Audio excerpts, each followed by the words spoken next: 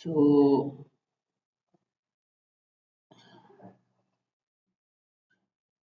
here is the syllabus for this unit 5, that is Introduction to Impedance Matching, Smith chart introduction, reflection coefficient, standing wave ratio, impedance calculations in a Smith chart. So here we are going to focus particularly on this Smith chart introduction, and by using the Smith chart, how can we calculate the values of reflection coefficient, standing wave ratio, and input impedance. So let's see. So basically, before going to start the Smith chart, we should know about the impedance matching. So first question is that how can we find out the impedance? So with the help of this equation, this is very popular equations, Z in, with the help of this Z in value, that is equal to Z naught into ZL plus ZO 10 gamma L divided by Z naught plus ZL 10 of gamma L. With the help of these equations, we can identify the value of impedance at any point on the transmission line. So this is valid for all, that is lossy medium. A special case, that is for lossy medium, that is gamma is equal to alpha plus j beta. So here alpha is equal to 0. Then in that case, this will be the the lossless equations. So here also we can find out the Z in for the lossless medium with the help of these equations. But also we can find out the tau, that is voltage reflection coefficient, equal to ZL minus Z2 divided by ZL plus Z2, and also S, that is 1 minus tau divided by 1 plus tau. So these are the three major equations that we should remember, very general equations, and with the help of these three equations we can find out the Z input impedance, the voltage reflection coefficient as parameters. But it is it may be difficult for calculations, so we can have the alternate solutions using the Smith chart. Another some conditions here, that is sorted line. If line is sorted, then ZL equal to 0, and in that case Z in, just put the values of ZL in this equation, and then we'll get the Z in values, that will be nothing, J Z naught tan beta L, and tau will be the minus 1 and is equal to infinity. Similarly, open circuited line, here if ZL equal to infinity, again put the ZL is equal to infinity in this equation, and you will get the Z, the ZL will be the JZ not cot of beta L, then tau and S equal to infinity. So with the help of these equations, you may see the equation Z in ZOS equal to Z naught S. Third, that is matched line, that is Z load is equal to ZO. So in that case, just put the ZL is equal to ZO. So in that case, you can find out the tau L will be the 0, because both are 0, both are equal, ZL and ZO, and then S equal to 1. Just put the value of tau and you will get the value of S. So this is the actually the simple things for short line, open circuited and matched line. Now just let's go introduction to the uh, Smith chart. So here is the unit circle on which the Smith chart is constructed. Unit circle means actually what is the value of the tau. The value of tau will vary from 0 to 1. Like minimum value of tau is possible, that is 0, and maximum is 1. Similarly for S is equal to minimum is 1, and maximum definitely it may be the infinity. So this is called the unit circle. So calculations of the transmission line characteristics such as tau s and z in. So with the help of this, we can find out the values, Smith chart. So we are going to construct. So before going to construct, like whatever the values of the tau is possible, like always it may have the complex number. So let's divide it, tau r plus j tau I, where tau r is a real part and tau I is imaginary part. So now, since the transmission line may have the different load, different transmission line have, so we are going to construct the Smith chart which will be valid for all type of the transmission line irrespective of their values of the impedance load. So how is it possible to construct for all? So that is why we are going to normalize the load. So how will normalize? So just divide your load divided by Z naught. So we can write it as R plus Jx because ZL, that is normalized ZL, may have the real and imaginary component both. So now also tau, that is the voltage reflection coefficient, also can have the real plus imaginary. So with the help of this, now if you remember, tau is equal to what? ZL minus ZO divided by ZL plus ZO. So now replace the value of ZL and then you will get this value Z, that is ZL minus 1 divided by ZL plus 1. Now also ZL from these equations, this will be the one R plus JX, and in this equation ZL minus this one. Now we are going to replace the value in with respect to the tau. So find out the value of the ZL in respect to the tau or in tau, J tau I, and rewrite it. So once you will rewrite, then you can get the values of real, that is just equate the value of real to real and imaginary to imaginary, and you will get the value of R and value of X. So with the help of the R equations, you will get the these equations, that is tau R minus R divided by 1 plus R whole square plus tau I square equal to 1 by 1 plus R whole square, and similarly with the help of these X equations, you will get these equations. So what are these? So first of all, these real part equations, that is tau r, if we will check, then this is very similar to the equations of the circle. So circle equations may have the x minus h whole square plus y minus k whole square equal to a square, where h and k is the center and a is the radius. So similarly, if we will equate this one, then you will get the center values is equal to what? R divided by 1 plus R 0, and radius will be equal to 1 divided by 1 plus R, right? So similarly for this imaginary part, we can find out the equation for the real imaginary part. But before that, like if you will plot these equations, since this is nothing, this is a circle, then you will get these type of equations, these type of circles. Like the outermost is for r is equal to 0. How can we construct it? Simply put the values of r is equal to 0 in these equations. Like r is equal to 0, then it will be the tau r minus 0 whole square plus tau I, then divide equal to 1 divided by 1 plus 0, that is radius will be the 1.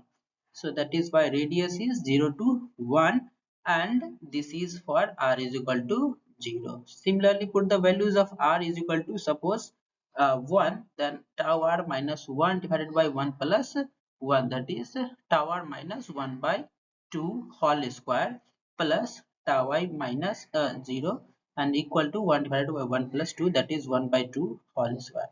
So in this case, this will be the r is equal to 0.5, and for r is equal to 1, this is for r is equal to 1/3 1. Similarly, if we'll replace the values of r is equal to 1, 2, 3, 4, 5, we can construct the similar circles with the help of these equations. Okay. Similarly, for imaginary part, we can find out the center is at 1 comma 1 divided by x, and radius is equal to 1 by x.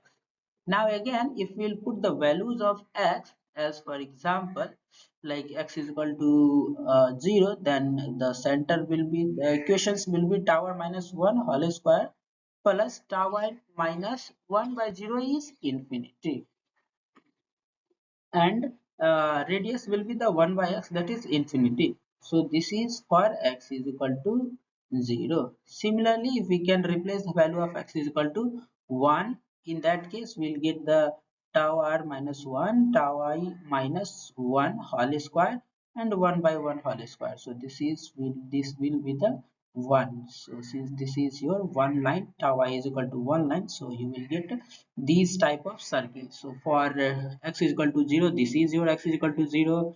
For x is equal to half, this is your x is equal to half. For x is equal to 1, this is your x is equal to 1. Similarly, x is equal to 2, x is equal to 5. As you know that you will keep on increasing the values of x, the radius is longer, radius is smaller. Actually, now if you will see here, your circles is divided into two parts, and this is the semi-half circle. So that's why, because of this imaginary circles only, we are getting it. And so now finally, let's conclude the Smith chart construction. So if you wanted to construct the Smith chart, in that case, you have to get the values of the voltage reflection coefficient in terms of the R, and if you will see, then it may have the two different types of the circles. For real part you will have these type of circles, for imaginary part you have these type of circles. So once you will get the two different circles, now last step is just combine both of these, that is real plus imaginary, and you will get the final Smith chart. So here is the final Smith chart. Here you will see this is for r is equal to 1, r is equal to 0.5, r is equal to outermost is r is equal to 0. Similarly, this is x is equal to the 0, that is x line. Then x is equal to half, this one. X is equal to 1, x is equal to 2, x is equal to 5, like that. And all the the lower side are the minus, nothing else. Like this is x is equal to minus half, this is x is equal to minus 1, this is x is equal to minus 5, x is equal to minus 10, like that. And one more thing you should remember, the this is P SC is equal to 0. So at this point, since outermost circle is R is equal to 0 and the x-axis is called x is equal to 0, R and x means R is real part, x is imaginary part. So in this case, this is the short circuited one, means here R is equal to 0 and x is equal to 0. Similarly, the right extreme right point here, now R is equal to infinity, x is equal to infinity, that is called open circuit. So P open circuit, and now in between that there is x r is equal to 1 and x is equal to 0. So that is called origin of the Smith chart. I repeat, origin of your Smith chart is at 1 comma 0. So this is origin. So this is by default, so you should remember the origin point, that is r is equal to 1, x is equal to 0. So always if you are going to use the Smith chart, we will consider this 1 comma 0 as origin, and the extreme left side is 0 0 at at short circuited, and extreme right side is x is equal to infinity and r is equal to infinity, that is open circuit. So in between infinity and 0 0 there is 1 and 0, that is origin. So now we'll use this origin to identify all the values, and we'll plot and we'll construct the Smith chart as per the question requirements. So some more points, like if you are moving the clockwise on this Smith chart, you will move towards the generator. Similarly, if you are moving the towards anti-clockwise, it will be the moving towards the load. So mostly we will move towards the generator, that is clockwise. So clockwise, how we'll move, we'll see the some questions on this. So here is exactly, so you should also remember, actually your Smith chart is valid lambda by 2 for 360-degree, that is the length is lambda by 2. If you further, if you wanted to move, then you can divide the lambda. So this is for towards the load, towards the generator, and towards the load.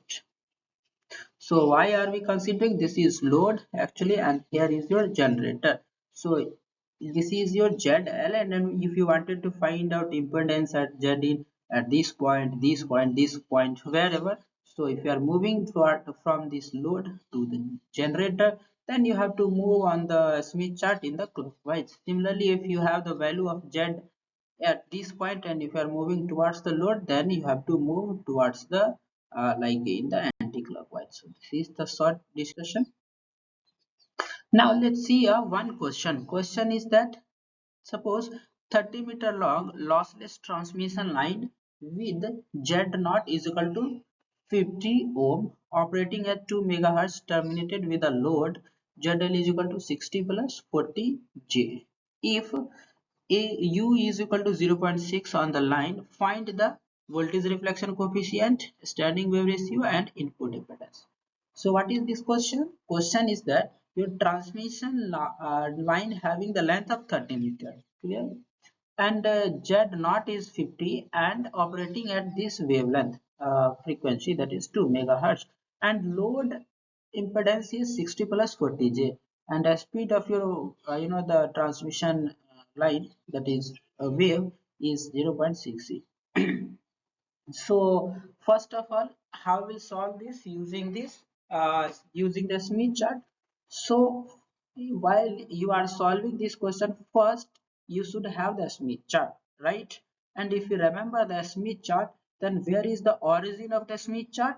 So origin is at 1 comma 0. So just find your origin and locate it as a point O at 1 comma 0. So this is your origin. Now after finding the origin, since this chart is valid only for normalized load, so step 1 is to find the normalized load. Here the load is given, the actual load. Here Z naught is 50. So in order to normalize the load, divide your load divided by Z. So if you divide, then you will get the value of ZL normalized, that is equal to 1.2 plus J 0.8. Why are we normalizing? So that we can use a Smith chart without, the why, because a Smith chart is valid only for normalized load. So now once you will get the values of normalized load, now you have to find it. Why? How will you find? So real part is 1.2, imaginary point is 0.8 J. So where is R is equal to 1.2? So if you remember R, so this is R is equal to 1, this is R is equal to 0.5, R is equal to 2, R is equal to 5, R is equal to 10, like that. So this is R is equal to 1 and this is R is equal to 2. So R is equal to 1.2 must be in between 1 and 2. So where exactly the point will be? So this is R is equal to 1, this one is R equal to 1.1 and this is R is equal to 1.2. So while you are solving, please keep your Smith chart uh, uh, in your just solve this question with the help of your Smith chart. So you should do it, just you can pause for the some time and then you can do it along with me. So now, did you got the value of R is equal to 1.2? Just locate it. R is equal to 1.2. 1.2, just you can highlight this circle. Okay, 1.2 circle. Now, what is our target? Next target is to find the complex number, that is 0.8. So where is 0.8? So this is x is equal to 0. This is x is equal to 0.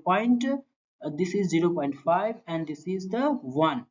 So just in between 0.5 to 1 there will be the 0.8. So this is 0.5, 0.6, 0.7 and this is the 0.8. So highlight this semicircle and then the intersection point of R is equal to 1.2 circle, that is this one, and the imaginary circle, that is 0.8, the intersection of this, that you may call it as a point P. So here we got the point P. Now already we have found the origin. So now connect your origin to point P and draw a straight line, and wherever it will cut at R is equal to 0, this you can identify this is a point Q. Now use your scale, put it on this Smith chart and measure the distance OP and also measure the distance OQ. Now take the ratio OP divided by OQ. You will get the value of tau, that is reflection voltage reflection coefficient. So it's very simple to find out the voltage reflection coefficient using the Smith chart. What is the challenge? Only just find out the load and located the point P. That's all. And measure the distance OP and OQ. Nothing. This is the point Q is at the R is equal to 0 circle. So that's all. Now also this value is only the magnitude, the angle. Just measure it x from this, the the x is equal to 0 line angle. So here on angle is already written, like if you will see the outer part of your Smith chart, so it will be mentioned. Here is your 60, here it is already mentioned 60, here is your 30 degree, so here is your 60 and here is your 50, so in between 60 and 50 it is your 56 degree. So final value of your tau is how much? 0.3516, angle is 56 degree. So this is the actual value of your voltage reflection coefficient. Similarly, how will you find the S? So just take this OP as a radius. OP radius means your center, and the P is your point on the Smith chart, and then draw a circle on the Smith chart. Wherever it will cut on this x is equal to 0, that will be the value of S. How will get the value of S? Simple. Locate your origin, find out your P points, that is ZL, and then draw a circle considering OP as a radius, and wherever it will cut on the your x is equal to 0, that will be the value of S. So very simple. Now final point is that you have to find out the input impedance. So in order to find out the input impedance, first find out where we have to find the input impedance. So in question it is given velocity is 0.63. So find the lambda. Lambda is 90 meter. U by F you can calculate. Then L is equal to 30 meter. So the final, actually the location that you have to find, lambda by 3, that is 720 by 3, so 240. So now from point P you have to move by 240 degree. Why? Because point P is at the load point, where exactly you know the value of Z in. Now from this known value you have to find out the unknown points at the unknown point. So where is your unknown point? So your unknown points is at 240 degree. So from this you have to move by 240. So if you will move, then you can get the value of this suppose point G. So just move from point P. How will you move? So consider the OP base and draw the 240 degree angle, and then connect your origin to this r is equal to 0, and wherever it will cut on this S circle, that will be the G value. And that find out the G. How will you find out? So just find out the real part and imaginary part. So that will be the ZL, right? So here Z in is equal to 0.47 plus J 0.035. Now if you wanted to get the final value, this is actually the normalized Z in. If you wanted to get the final value, just multiply by this ZO. You will get this final value, that is 23.5 in plus J 1.75. So that's all in this session. Please solve some questions related to the Smith chart. In this in the next session we will see the some single stub matching introduction, and we'll solve the some questions related to the Smith charts more. Thank you for listening. If you have any question, please drop your questions. Thank you.